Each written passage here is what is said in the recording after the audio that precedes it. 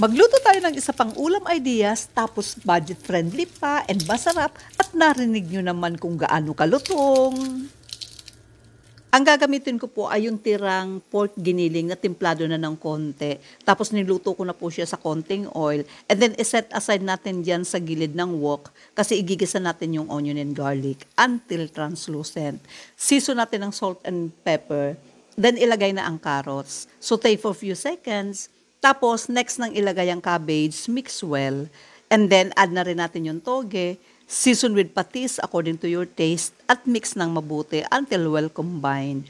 Lagyan ng seasoning powder if you want, then mix again and okay na po yan. Kapag malamig na ang toge mixture, pwede na nating balutin, then iprito na natin sa mainit na oil. Huwag masyadong malakas ang apoy kasi mabilis masunog ang wrapper.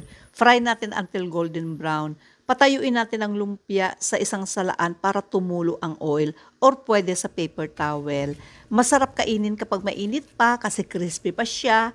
Tapos, mayroon kang sausawan na spicy. Wow, ang sarap! Kainan na! Tara!